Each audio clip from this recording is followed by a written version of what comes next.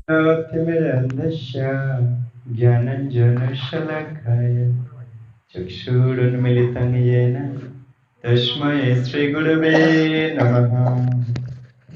श्रीचैतन्यो मनोभीष्टं स्थापितं येन भूतले स्वयं रूपो कदा मह्यं ददाति स्वपदान्तिकम्। वाञ्छकल्पतरुभ्यश्च कृपा सिन्धुभ्यो एव च पतितानां पावनेभ्यो वैष्णवेभ्यो नमो नमः।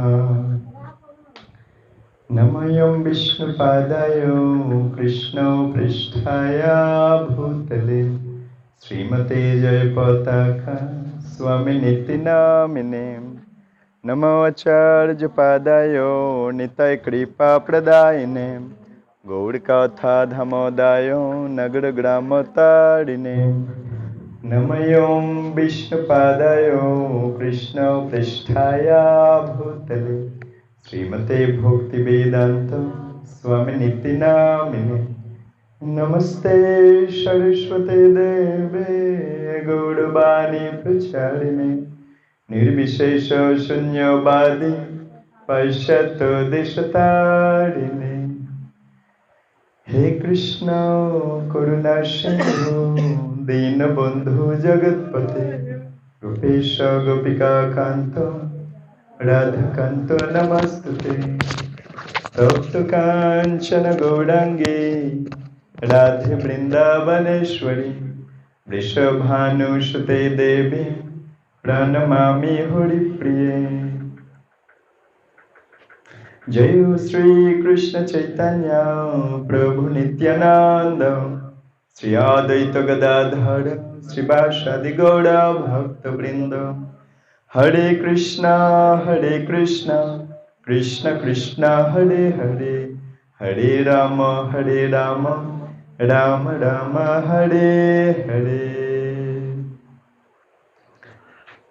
सर्वाग्रे मदीय श्री गुरुदेव श्री श्रीमद जय पताका स्वामी गुरु महाराजेर आतुल श्री चरण कमले এই অধমের ভুল লুণ্ঠিত দণ্ডবত প্রণাম জ্ঞাপন করে হৃদয়ের অভ্যন্তর থেকে ভক্তির পুষ্পাঞ্জলি তাঁর শ্রীচরণ কমলে অর্পণ করে পরম গুরুদেব এবং গুরু পরম্পরা আচার্যবৃন্দ অনন্ত কোটি বৈষ্ণবী বৃন্দ এবং সমবেত ভক্ত মণ্ডলী মাতৃমণ্ডলী সবাইকে যথাযোগ্য প্রণিপাত জ্ঞাপন করে তাদের অহৈতুকী কৃপা আশীর্বাদ ভিক্ষা প্রার্থনা করছি।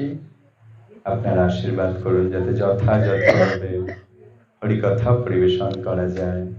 কিছু ভুল ত্রুটি পরিলক্ষিত হলে মার্জন করবেন নিজ সন্তান জ্ঞানে। আমরা রয়েছি ধারাবাহিক গ্রন্থ অধ্যয়ন অরুণনগর শ্রী শ্রী নিতাই নিমাই নামহট্ট সাপ্তাহিক নামহট্টে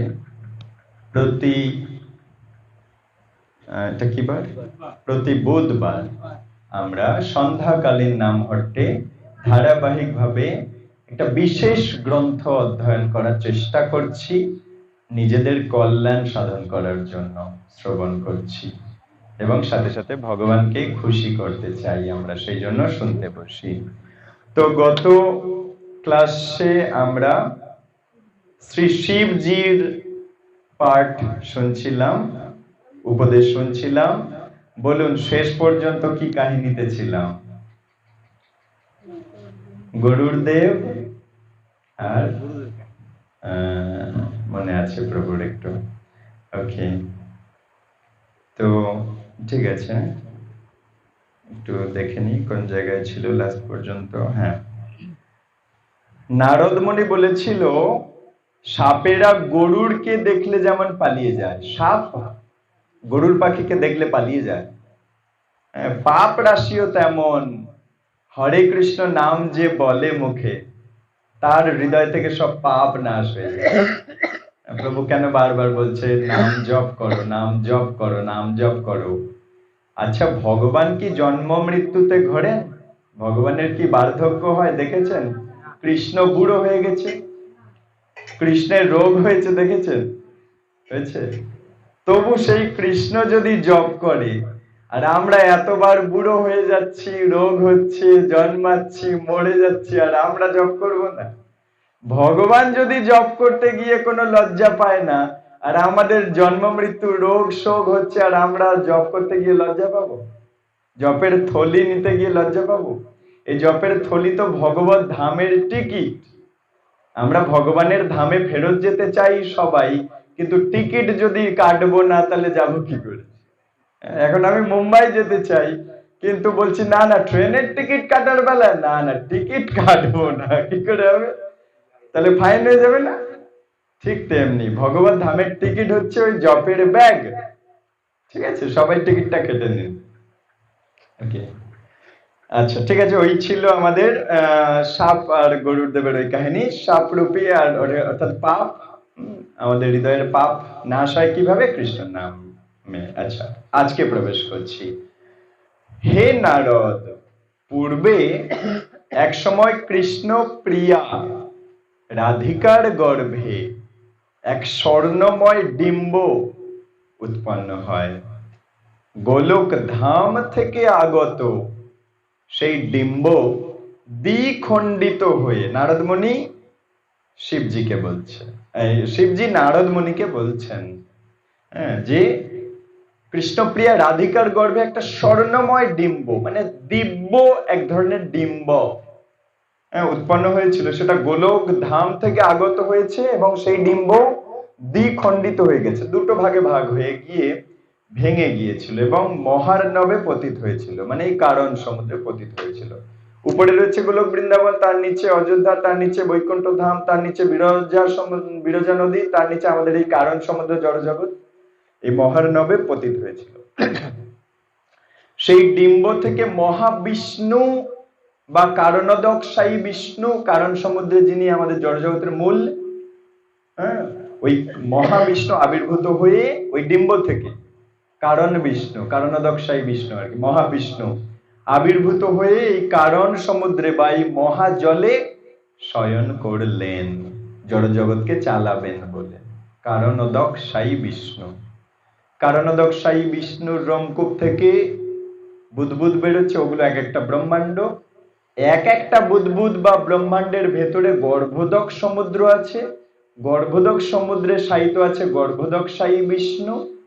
গর্ভোদকশায়ী বিষ্ণুর নাভি থেকে পদ্মের ডাঁটি বেরিয়েছে, সেই ডাঁটিতে চতুর্দশ ভুবন আছে, তার মধ্যে মাঝখানে ভূলোকের পৃথিবী গ্রহের মধ্যে আমরা বাস করছি। আর এক একটা জীবের মধ্যে ক্ষীরোদকশায়ী বিষ্ণু শায়িত আছে, তোমার আমার সবার মধ্যে, হৃদয়ে।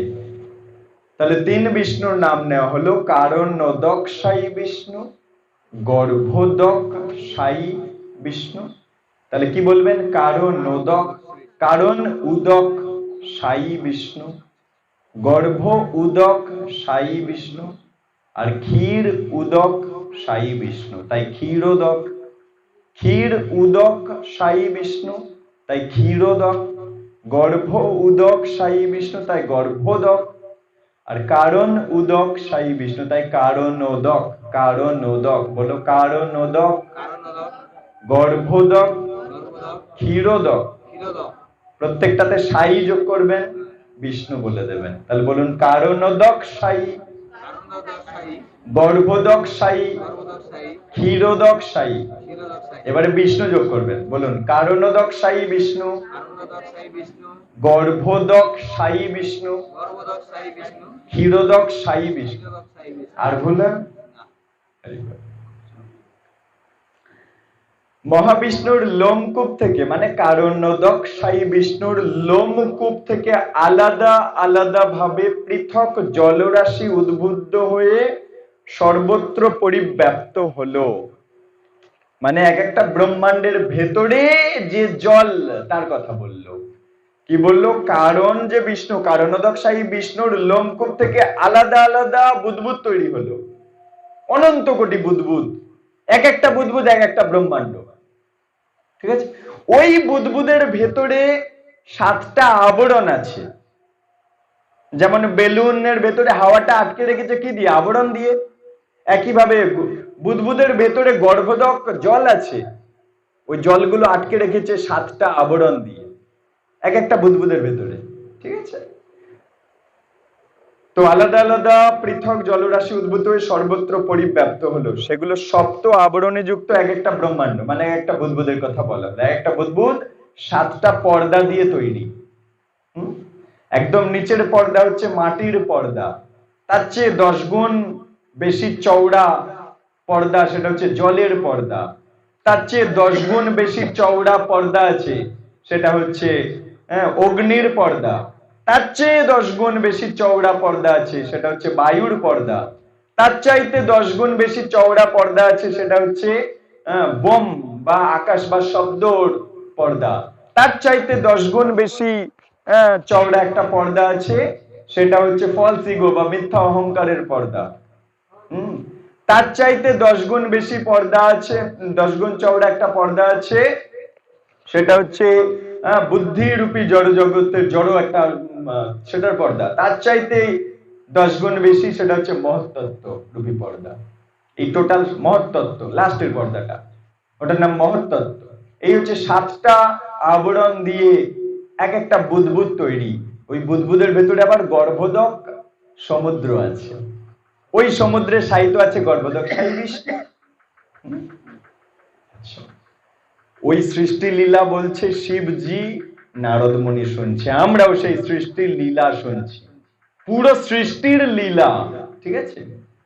ব্রহ্মাণ্ডের মধ্যে মধ্যস্থানে ভূলোক, ওই যে পদ্মের ডাঁটিতে 14টা থাকার জায়গা আছে, মাঝখানে আছে ভূলোক।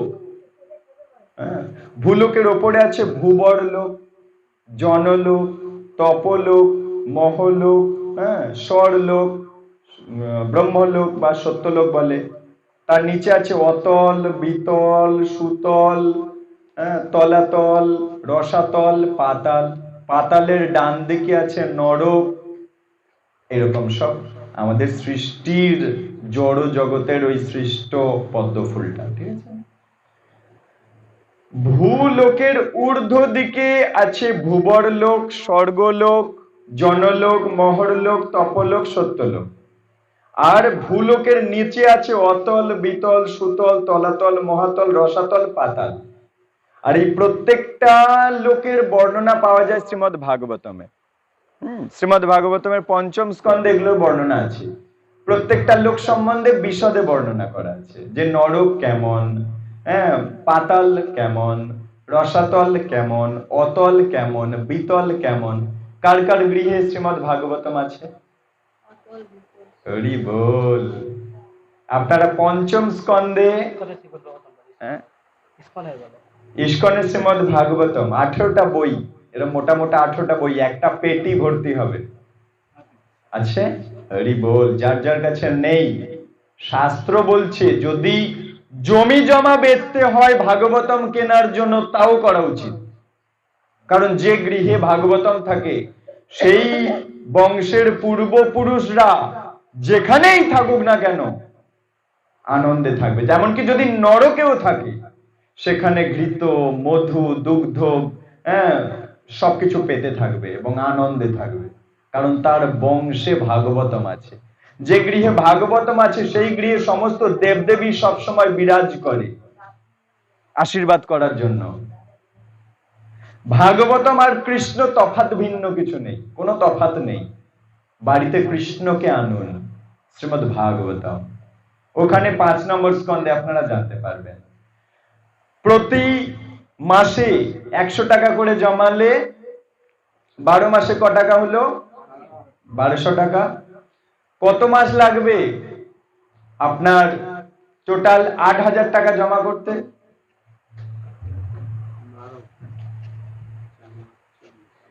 একশো টাকার জায়গায় 200 টাকা যদি জমাতে পারেন তাও করুন, বা এখন ইএমআই তেও পাওয়া যাচ্ছে। আপনি ভাগবতম নিয়ে চলে যান বাড়ি, বছরে এই মাসে কি 2 মাস অন্তর 1000 টাকা করে দিন, 8 মাস, 10 মাস, 1 বছর ধরে দিন।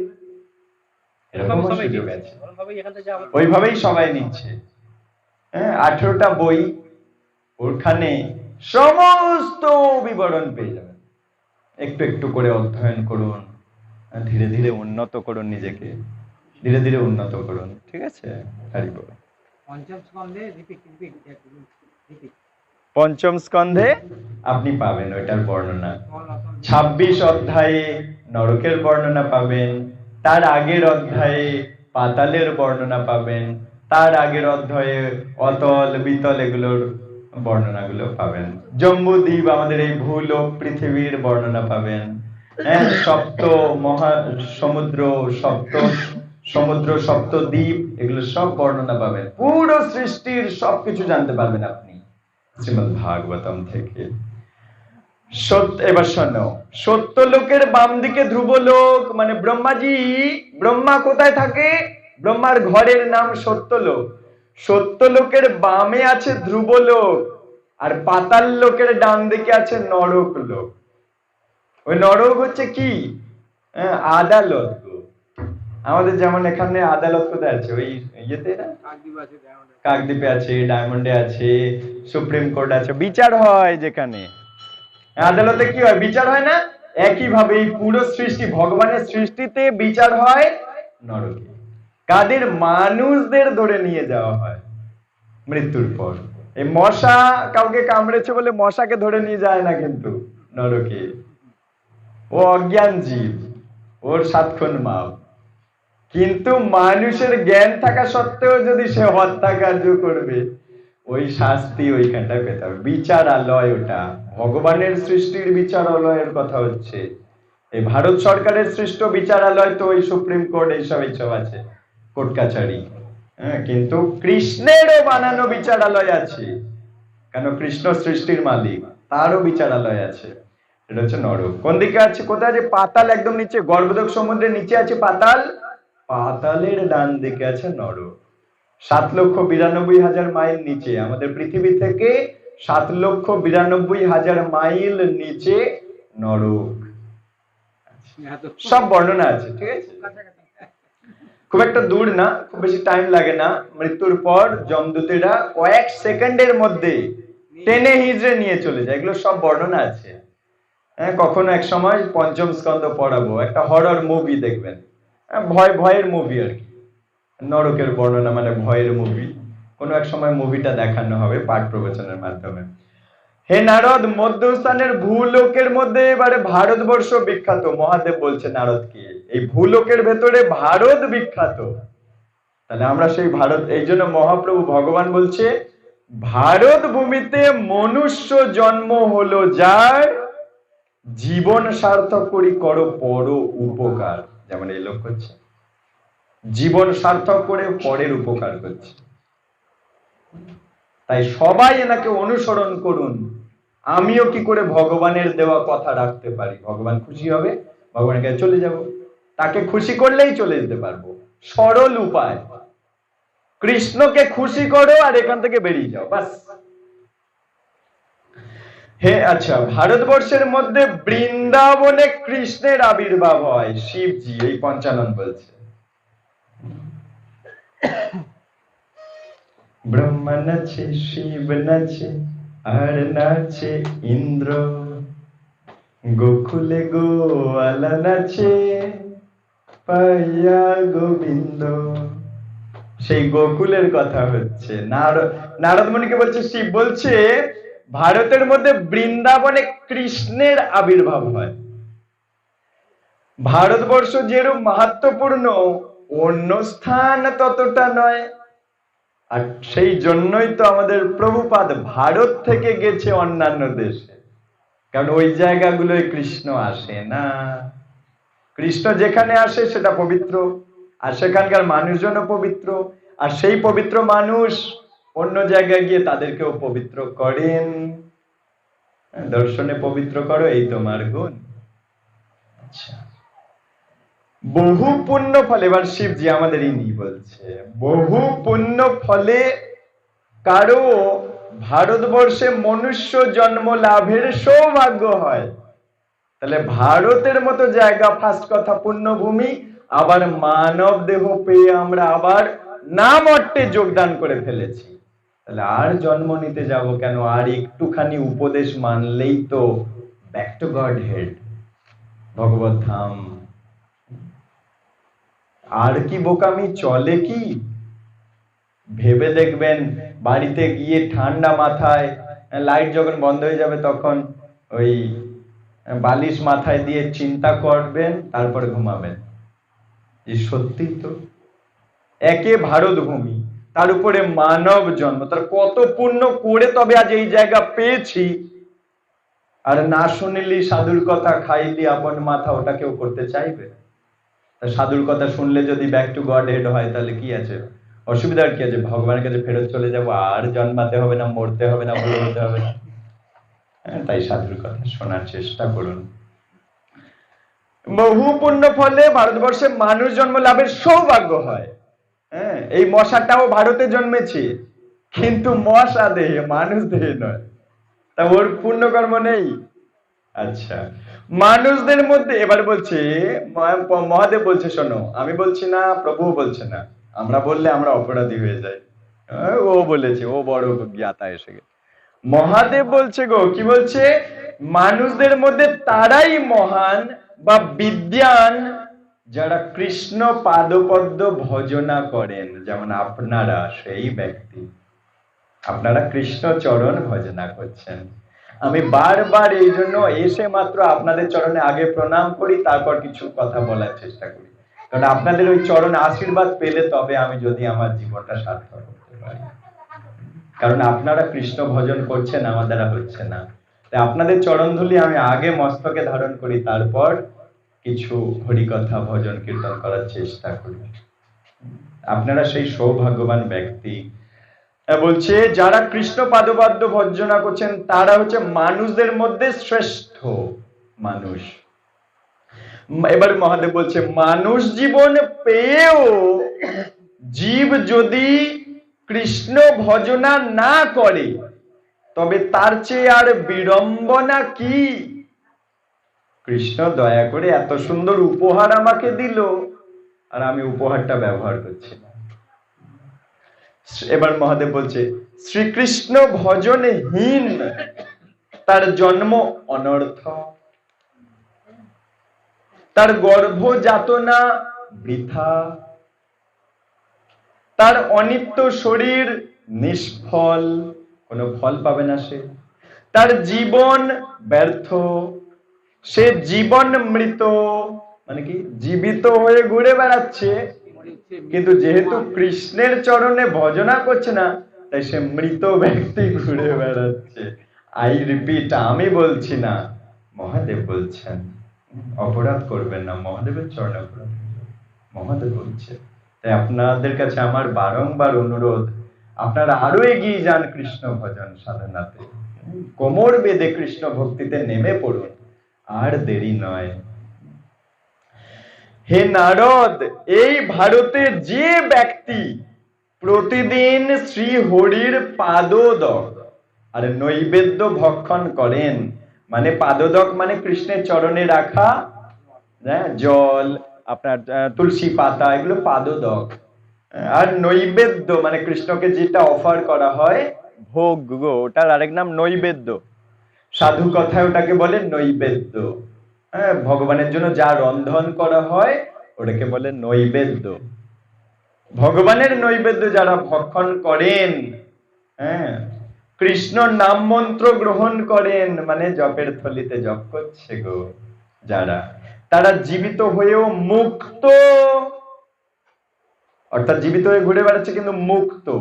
আর যারা এগুলো করছে না, কি বললো? জীবিত হয়েও মৃত।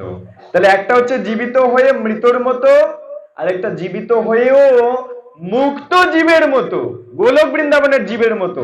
কারণ গোলক বৃন্দাবনের জীবরা প্রতিদিন ওটাই করে। আর সেই জিনিসটা এখানে সে ট্রেনিং নিচ্ছে, তো ট্রেনিং নেওয়া করানো হচ্ছে তো, যে গোলক বৃন্দাবনে গেলে তোমাকে রোজ ভোরবেলা উঠতে হবে, রোজ এই সবগুলো করতে হবে। তাই সেটার ট্রেনিং এখন থেকে নাও, কারণ তোমরা সবাই যেতে চাইছো ভগবত ধাম, তাহলে ট্রেনিং নাও ভগবত ধামে যাওয়ার। আর যারা ভগবত ধামে যাওয়ার ট্রেনিং নিচ্ছে না, তারা আবার এখানে জন্মাবে, কারণ ট্রেনিং নেয়নি তো, সেখানে গিয়ে কি করতে হবে।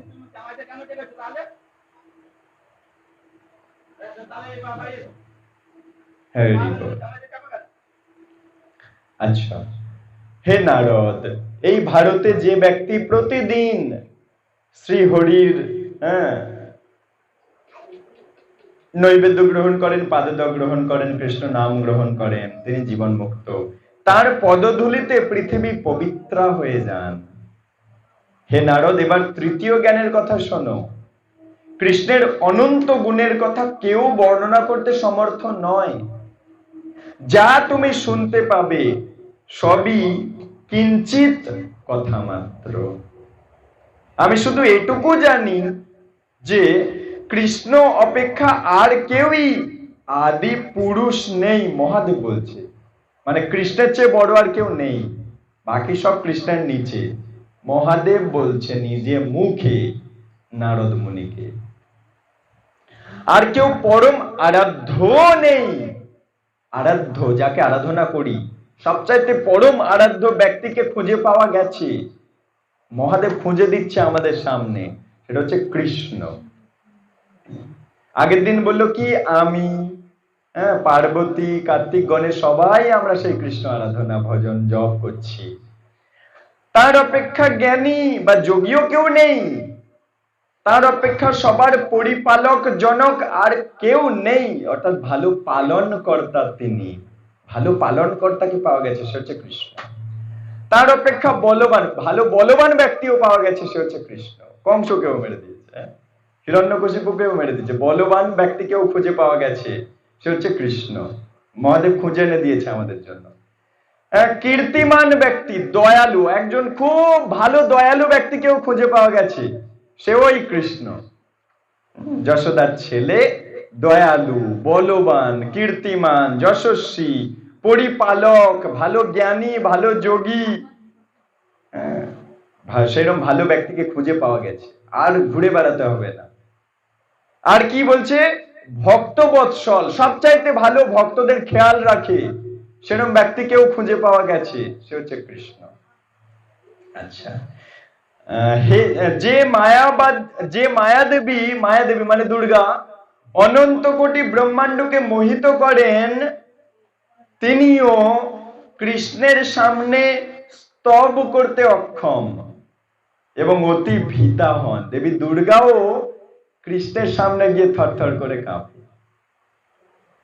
বাক্যের অধিষ্ঠাত্রী সরস্বতী দেবী, তিনিও কৃষ্ণের স্তব করতে সমর্থ না হয়ে নিথর জড়প্রায় হয়ে যায়। সরস্বতী মা গো।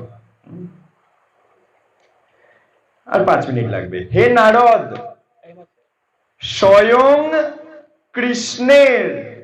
কৃষ্ণ জীবের হিত সাধনায়, মানে আমাদের কল্যাণের জন্য গুরু রূপ ধারণ করে থাকেন। কি বলবো? গুরুদেব। মহাদেব বলছে সদ গুরুদেব হচ্ছে আসলে কৃষ্ণের কৃপার মূর্তি। তাহলে কৃষ্ণের কৃপা কোথায় পাওয়া যাচ্ছে? গুরুদেবের চরণে। আমি বলছি না, মহাদেবজি বলছে স্বয়ং কৃষ্ণ জীবের হিত সাধনায় গুরু রূপ ধারণ করে থাকেন, কিংবা কাউকে তার প্রতিনিধি করে প্রেরণ করেন। আচ্ছা, এই সম্বন্ধে আমি একটা ছোট্ট গল্প বলি আবার পরের লাইনে যাচ্ছি। গুরু তত্ত্ব সম্বন্ধে ছোট্ট লীলার মাধ্যমে আমি বোঝাতে চাইবো গুরুদেব কি। একজন রাজার অনেক কর্মচারী আছে, তার মধ্যে 4 জন কর্মচারী ওনাকে নিমন্ত্রণ করেছে যে রাজা মশাই, আপনি আমাদের গৃহে আসবেন। তা প্রথম গৃহে গিয়ে দেখছে, চাকরের গৃহে গিয়েছে রাজা নিমন্ত্রণ রক্ষা করবার জন্য। গিয়ে দেখছে যে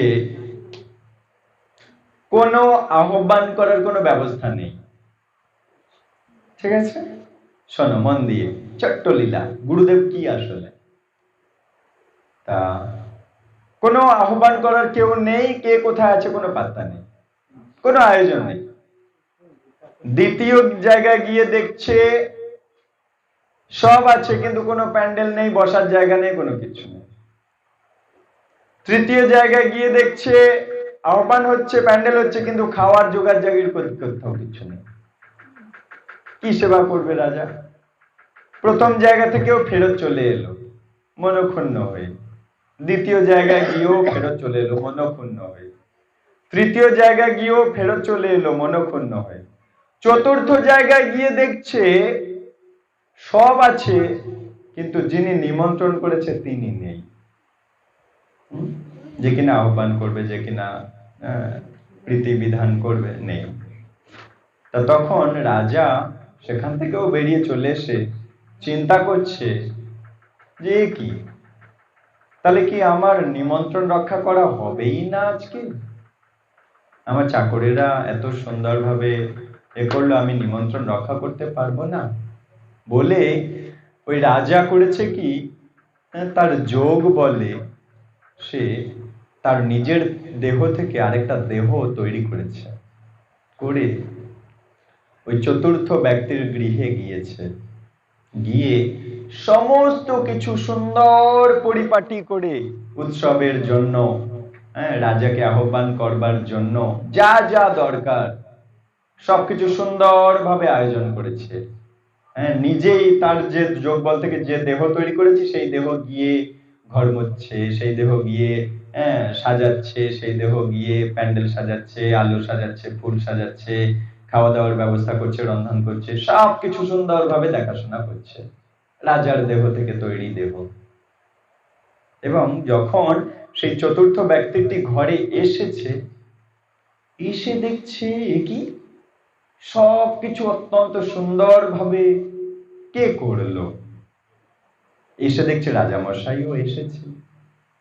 তা সেই ব্যক্তি তখন জিজ্ঞাসা করছে, এত সুন্দরভাবে কে করলো, কে করলো, কে করলো? তা রাজামশাই তখন বলছে, আমি যোগ বলে আমার দেহ থেকে সৃষ্ট একটা দেহ বানিয়েছি এবং আমি নিজে করেছি। বলছি কেন, আমি আপনাকে নিমন্ত্রণ করেছি, আপনি করে তারপরে সেবা যজ্ঞ সবকিছু হবে, আপনি নিজে সবকিছু আয়োজন করবেন, আমি তো নিমন্ত্রণ করেছিলাম। বলছে কেন, আমি কি এক সময় তোমার সেবা করতে পারি না? তুমি তো প্রতিনিয়ত আমার সেবা করো, আমি কি এক সময় তোমার সেবা করতে পারি না? সেই জন্য আমার দেহ থেকে একটা দেহ বানিয়ে তোমার এই অনুষ্ঠানের সব আয়োজনের খাটনি আমি করলাম। আমাদের কৃষ্ণও সেটা, আমরা হচ্ছি সেই অধম চাকর চাকরানি, যারা কৃষ্ণকে পেতে চাই কিন্তু কৃষ্ণকে কিভাবে সেবা যত্ন করব, কিভাবে কি করব জানি না। সেই জন্য কৃষ্ণ তার দেহ থেকে তার কৃপার একটা মূর্তি রূপী গুরুদেবকে আমাদের কাছে পাঠিয়ে দিয়েছে, যে কিনা নিজে এসে, অর্থাৎ কৃষ্ণের প্রতিনিধি বা প্রিয়জন আমাদের সামনে গুরুদেব রূপে এসে দেখাচ্ছে কি করে কৃষ্ণের সেবা করতে হয়। কারণ আমরা কৃষ্ণকে আহ্বান করতে জানি না, তাকে সেবা করতে জানি না, তাকে ভজন সাধন করতে, তাকে যত্ন করতে জানি না। সেজন্য কৃষ্ণ নিজেই তার একটা প্রতিনিধি পাঠিয়ে দেখাচ্ছে কৃষ্ণকে কি করে সেবা করতে হয়, আর দেখা দেখি আমরা কৃষ্ণকে কি করে সেবা করতে হয় শিখছি। এই হচ্ছে গুরুদেব, এই হচ্ছে কৃষ্ণের দেহ নির্গত তার কৃপার মূর্ত। তার একটা ছোট্ট লীলার মাধ্যমে গুরুতত্ত্ব একটু বোঝানোর চেষ্টা করব। একজন ভক্ত, সে অযোধ্যায় থাকতো। তা অযোধ্যায় থাকতে থাকতে এমন কি বিরূপ প্রতিক্রিয়া তৈরি হয়েছে, সে বলছে অযোধ্যার রাম মোটে ভালো না, রাম একদম ভালো না, রাম এই করেছে, রাম ওই করেছে, রাম তাই করেছে, রাম আমার এটা কাজে লাগেনি, রাম আমার ওটা করে দেয়নি, রাম আমার ওটা করেনি, রাম একদম ভালো না বলে রামের সম্বন্ধে বদগুণ গাইতে গাইতে এখন বলছে শিবজি খুব ভালো, শিবজি খুব ভালো, শিবজি আমার এটা করেছে, শিবজি আমার ওটা করেছে, শিব খুব ভালো, রাম খুব খারাপ, রাম খুব খারাপ, রাম খুব খারাপ। তাই আমি আর অযোধ্যায় থাকবো না, আমি এখন চলে যাচ্ছি গয়া, আমি কাশীধাম চলে যাচ্ছি। চলে গেছে, সেই কাশীধামে গিয়ে মহাদেবের কাছে গিয়ে বলছে যে রাম খুব খারাপ, রাম এটা করেছে, রাম এত খারাপ, রাম ওটা খারাপ বলছে।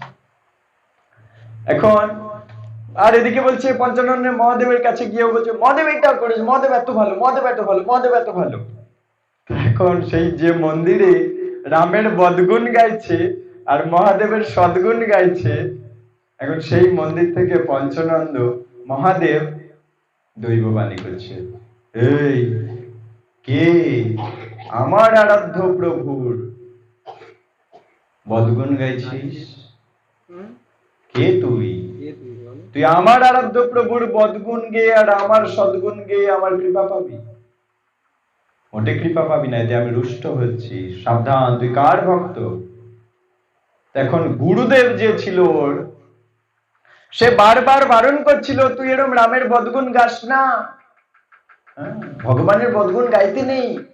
গুরুদেব বারবার বারণ করছিল। সে গুরুদেবকে বলছে, দেখ তুমি জানো, তুমি বেশি জানো। গুরুদেবকে বলছে শিষ্য, তুমি বেশি জানো আমার থেকে, রামের এটা বদগুণ, রামের ওটা বদগুণ, রামের ওটা বদগুণ, রামের ওটা বদগুণ, আমি তোমার কথা শুনি না। শিবজি ভালো, শিবজি ভালো, শিবজি ভালো। তা গুরুদেব বারবার বোঝাচ্ছে, বাবা রামের বদগুণ গাইতে নেই, শিবজিও ভালো, রামও ভালো, কারোর বদগুণ গাইতে নেই। সে বারবার বোঝাচ্ছে, কিন্তু শিষ্য কথা শোনে না। এখন পঞ্চানন্দ যেই রেগে গেছে, তখন বোঝাই, তুই কার শিষ্য রে? তোর গুরুদেবের নাম কি? তা গুরুদেব কোথায় ছিল বাঁচানোর জন্য?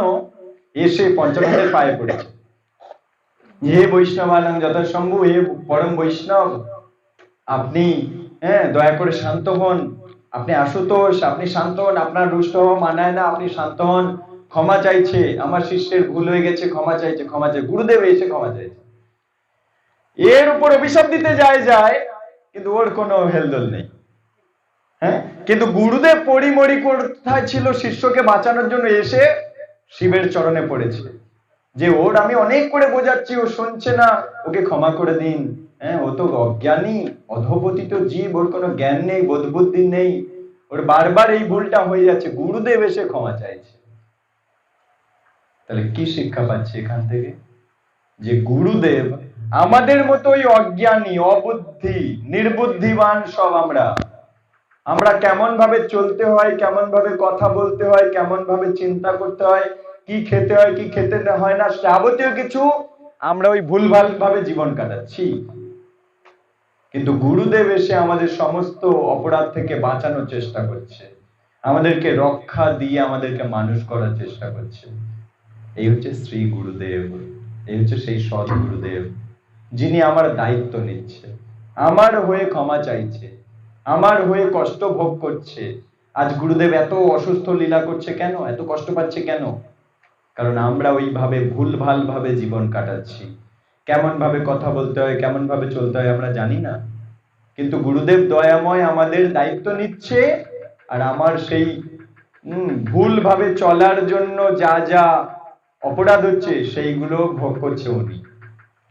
যেমন ওই ছেলেটার পুরো দায়িত্ব গুরুদেব নিয়েছে, ওকে বাঁচানোর চেষ্টা করছে, নিজে কিন্তু বৈষ্ণব, পরম বৈষ্ণবের কাছে খারাপ হয়ে যাচ্ছে, সবার কাছে খারাপ হয়ে যাচ্ছে, তবুও তিনি তাকে বাঁচানোর চেষ্টা করছেন। এই হচ্ছে সৎ গুরুদেব। ওকে, তাই শিবজি এখানে বলছে গুরুদেবের কাছে যাও। বলছে কি, স্বয়ং কৃষ্ণ জীবের মঙ্গলের জন্য গুরুর রূপ ধারণ করেছেন কৃষ্ণ নিজে, এবং কাউকে তার প্রতিনিধি রূপে পাঠিয়ে দিচ্ছেন। আপনারা এক স্টেপ এগিয়ে যাচ্ছেন, এই যে ডিসাইপল কোর্স যারা করছে তারা এক স্টেপ গুরুর চরণের দিকে এগিয়ে যাবে। আচ্ছা, গুরুদেব তুষ্ট হলে স্বয়ং ভগবানও তুষ্ট হন। ভগবান তুষ্ট হলে ত্রিজগৎ তুষ্ট হয়ে যায়। গুরুই ব্রহ্মা, গুরুই বিষ্ণু, গুরুই মহাদেব, কারণ গুরু কৃষ্ণ থেকেই তৈরি। হরি রুষ্ট হলে গুরুদেব সন্তুষ্ট হয়ে তার অনুগামীকে রক্ষা করতে সমর্থ হন। কি বলছে? হরি রুষ্ট হলে, যেমন রাম রুষ্ট হয়ে যাচ্ছে, মহাদেব রুষ্ট হয়ে যাচ্ছে, কিন্তু গুরু তাকে বাঁচিয়ে নিল। হরি রুষ্ট হলে গুরুদেব সন্তুষ্ট হয়ে তার অনুগামীকে রক্ষা করেন, কিন্তু গুরু রুষ্ট হলে কেউ তাকে রক্ষা করতে পারবে না। হরি রুষ্ট হলে গুরু রাখিবারে পারে, গুরু রুষ্ট হলে হরি রাখিবারে না রে। তাই সর্বদা আমাদের চিন্তা করতে হবে গুরুদেবকে কি করে সন্তুষ্ট করে রাখা যায়। হে নারদ, যা থেকে কৃষ্ণ ভক্তি জন্মে তাকে বলে মন্ত্র। এবার মহাদেব উপদেশ দিচ্ছে, মন্ত্র কি শোনো। এই যে প্রভু একটু আগে বলছিল মন্ত্র জপ করো, এই মন্ত্র সম্বন্ধে শিবজি কি বলছে শোনো। প্রভুর কথা হয়তো ফেলনা রূপে সবাই নিতে পারে, মহাদেবের কথা ফেলনা নেবে কার বুকের পাটা আছে আছে। তিনি মন্ত্র সম্বন্ধে কি বলছে শোনো, বলছে যা থেকে কৃষ্ণ ভক্তি জন্মায় তাকে বলে মন্ত্র। হরিনাম জপের এই তো স্বভাব, যে জপে তার হয় কৃষ্ণ প্রেমোদয়, আর কৃষ্ণ ভক্তি প্রেম উদয় হবে। তাই বলছে কৃষ্ণই বন্ধু, কৃষ্ণই পিতা, আর কৃষ্ণ ভক্তিই হচ্ছে মৈত্রী এবং জননী। অর্থাৎ কৃষ্ণ হচ্ছে পিতা আর ভক্তি হচ্ছে জননী বা মাতা। গুরুদেব কৃষ্ণ প্রাপ্তির পথ দেখান। কি বললো? গুরুদেব কৃষ্ণকে পাইয়ে দেওয়ার পথ দেখান। হে নারদ, তুমি প্রকৃতির অতীত রাধানাথ কৃষ্ণকে ভজনা করো। মহাদেব বলছে নারদকে, জগৎবাসীকে, প্রকৃতির অতীত কৃষ্ণকে ভজনা করো। জগতে যে ব্যক্তি কৃষ্ণ ভক্তি অনুশীলন শিক্ষা না দিয়ে অন্য পথ দেখায় তিনি কখনো গুরু নন। ভালো করে বুঝবেন, এই লাইনটার অর্থ আমি ভেঙে বলবো একটুখানি শোনো। বলছে যে ব্যক্তি কৃষ্ণ ভক্তির অনুশীলনের শিক্ষা না দিয়ে অন্য পথ দেখায়, মানে গুরুদেব কিন্তু কৃষ্ণ ভক্তির শিক্ষা দিল না, অন্য কোন মন্ত্র দিল। আচ্ছা, কৃষ্ণ হয় সূর্য সম, মায়া হয় অধিকার।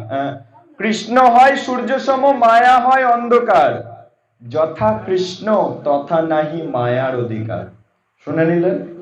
ভেঙে বলবো, কৃষ্ণ হয় সূর্য সম, মায়া হয় অন্ধকার, যথা কৃষ্ণ তথা নাহি মায়ার অধিকার। আচ্ছা, এমন কোন গুরুদেব পাওয়া যায় যে গুরুদেব শিষ্যকে জিজ্ঞাসা করে তুমি কৃষ্ণ মন্ত্র নেবে না কালী মন্ত্র নেবে? আছে না?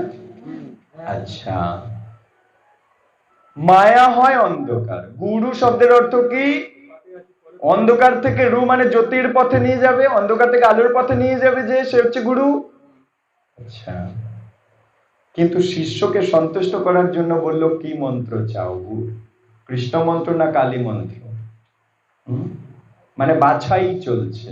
গুরু শব্দের অর্থ হচ্ছে তো যে অন্ধকার থেকে আলোয় নিয়ে যাবে। তাহলে কৃষ্ণ হয় সূর্য সম, মায়া হয় অন্ধকার। তাহলে গুরু মানে অন্ধকার থেকে আলোয় নিয়ে যাবে, কিন্তু অন্ধকার থেকে অন্ধকারে নিয়ে যাবে, দ্যাট মিন কালী মন্ত্র মানে সেই তো মায়ার মন্ত্র, আর মায়া হয় অন্ধকার। তাহলে অন্ধকার থেকেই অন্ধকারে নিয়ে গেল, সে কি গুরু কয়? বুঝেছেন নাকি বুঝেন না? হ্যাঁ, কৃষ্ণ হয় সূর্য সম, মায়া হয় অন্ধকার। তাহলে যে কৃষ্ণ মন্ত্রই দেবেন তিনি কেবল গুরু, কালী মন্ত্র দেবেন সে তো অন্ধকার থেকেই অন্ধকারে। তাহলে গুরু শব্দ মিলল কোথায়? মিলল কি? B logical. নির্বুদ্ধিতার কাজ করলে হবে না। আমরা নাম অর্থের ভক্ত, আমরা প্রভুপাদের নাতিপুতি, আমরা আর মূর্খ থাকবো না। আমাদেরকে আর মূর্খ বানাতে পারবে না, কারণ আমাদের হাত ধরে নিয়েছে, এক একটা আটজনের হাত ধরে নিয়েছে প্রভুপাদ নিজে। আর আমরা কি আমরা ঠকে যাব নাকি? আর ঠকার দিন শেষ, কারণ প্রভুপাদ নিজে তার নাতিপুতির হাত ধরে আছে। আমরা সেই প্রভুপাদের ইস্কন নাম মঠের ভক্ত। ওকে, তাই বলছে জগতে যে ব্যক্তি কৃষ্ণ ভক্তি অনুশীলন শিক্ষা না দিয়ে অন্য পথ দেখায় তিনি কখনো গুরু নন। তাকে পারমার্থিক গুরু রূপে কখনোই গ্রহণ করা উচিত নয়, মহাদেব বলছে। অধিকন্তু তাকে মহাশত্রু বলে মনে করা কর্তব্য। আই রিপিট, মহাদেব বলছেন, আমি না। অধিকন্তু তাকে মহাশত্রু বলে মনে করা কর্তব্য।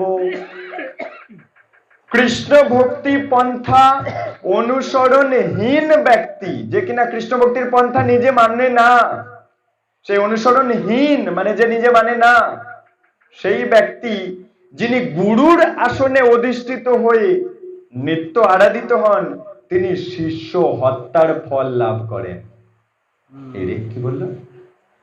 বলছে কৃষ্ণ ভক্তির পন্থা অনুসরণহীন, মানে নিজে অনুসরণ করে না, সেইরকম ব্যক্তি যিনি গুরুর আসনে অধিষ্ঠিত হয়ে নিত্য আরাধিত হচ্ছেন, শিষ্যদের থেকে পূজা পেয়ে নিচ্ছেন, তিনি শিষ্য হত্যার ফল লাভ করেন। নিজে কৃষ্ণ ভক্তি করে না, কিন্তু নিজে গুরু হয়ে সিংহাসনে চড়ে বসেছে, আর শিষ্যকে বলে যে তুই রোজ আমার পূজা করবি, কিন্তু নিজে কৃষ্ণ ভক্ত নয়, নিজে কৃষ্ণ নাম জপ করে না, প্রসাদ সেবন করে না, কিন্তু সে শিষ্যের দায়িত্ব নিয়েছে, বলছে সে শিষ্য হত্যার ফল লাভ করবেন। আর সেই তথাকথিত শিষ্যের জন্মও বিফল, ওই শিষ্যের জন্ম বিফল।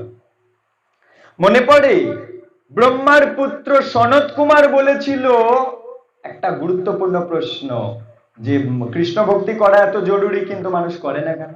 দুটো কারণ বলেছিল পূর্ব জন্মের কর্মদোষে আর অযোগ্য গুরু গ্রহণ করার ফলে। আজ তারা কৃষ্ণ ভক্তি অনুশীলন করে না, মনে পড়ছে? মেমোরি চিপ স্ট্রং করুন। তাই বলছে এই আমি তোমাকে চতুর্থ জ্ঞানের কথা বললাম। নারদ প্রশ্ন করলেন, হে ভগবান, ভক্তরা কৃষ্ণ ভক্তি করে, যোগীরা জ্যোতির ধ্যান করে, কোনটা সঠিক? ভক্তরা কৃষ্ণ সেবা ভক্তি করছে, আর জ্ঞান যোগীরা জ্যোতি নিয়ে ধ্যান করছে, কোনটা শ্রেষ্ঠ বলো? প্রশ্ন করছে। শিবজি বলছে, নির্গুণ ব্রহ্মে বিলীন হতে চায় যারা, তারা ব্রহ্ম জ্যোতির ধ্যান করে, ব্রহ্ম জ্যোতিতে বিলীন হয়ে যাবে, আর খুঁজে পাওয়া যাবে না কোথাও, না এ জগতে না চিন্ময় জগতে, আর পাত্তা নেই কোথাও, জ্যোতিতে হারিয়ে যাবে। তারা ভগবানের শরীর বা আকার স্বীকার করে না, কেননা শরীর মানেই জড়, ব্রহ্ম মানেই চিন্ময়, দেহ মাত্রই গুণে আসক্ত, অতএব নির্গুণ চিন্ময়ত্বের সম্ভাবনা নেই।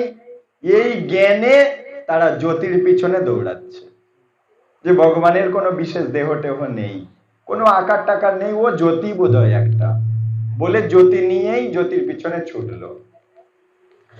কিন্তু সনত কুমার প্রভৃতি আমাদের দ্বারা তা আদৌ সম্মত নয়। অর্থাৎ আমাদেরকে শিক্ষা দিচ্ছে মহাজনেরা যে ওই সমস্ত আজে বাজে জ্ঞানের পিছনে ছুটবেন না। সমস্ত ব্রহ্মজ্যোতির উৎস হচ্ছে কৃষ্ণ, তাই ভক্তরা কৃষ্ণের সেবা করে, নিরাকার জ্যোতির ধ্যান করে না। শ্রীকৃষ্ণের অঙ্গ জ্যোতিই নিরাকার বলা যায়, অর্থাৎ কৃষ্ণের গায়ের জ্যোতিটা নিরাকার। সর্বদা কৃষ্ণের ধ্যান আরাধনা করা যথার্থ পন্থা, সর্বদা কৃষ্ণের সেবা পূজা করা যথার্থ পন্থা। এখানেই শিবজির পাঠ বিশ্রাম। আগামী ক্লাসে আমরা নারদ মুনির পাঠ অধ্যয়ন, নারদ মুনি হয়ে গেছে, আগামী ক্লাসে আমি বলে দিচ্ছি সনত কুমার। ব্রহ্মার 4 কুমার হচ্ছে সনক, সনন্দ, সনাতন, সনত কুমার। ওই সনত কুমার আমাদেরকে কি শিক্ষা দিচ্ছেন আগামী ক্লাসে আমরা অধ্যয়ন করব, শ্রবণ কীর্তন করে নিজের কল্যাণ করব। ঠিক আছে? কিছু ভুল ত্রুটি অপরাধ কারো হৃদয় কমলে যদি আমি ব্যথা দিয়ে থাকি, ওটা তো নরম জিনিস না, কমল মানে পদ্ম ফুল, সেখানে ব্যথা দিলে কি হবে? পদ্ম ফুলটা ছিন্ন ভিন্ন হয়ে যাবে, নষ্ট হয়ে যাবে। সেরকম যদি আমি কিছু করে ফেলি অজ্ঞানে বা জ্ঞানে, তাই নিজের সন্তান জ্ঞানে ক্ষমা করে দেবেন। বাঞ্ছা কল্পতরুভ্যশ্চ কৃপা সিন্ধুভ্যেব চ পতিতানাং পাবনেভ্যো বৈষ্ণবেভ্যো নমো নমঃ। আনন্দ কোটি বৈষ্ণব বৈষ্ণব বৃন্দ কি জয়, সমবেত ভক্ত বৃন্দ কি জয়, নিতাই গৌর প্রেমানন্দ হরি হরি বল।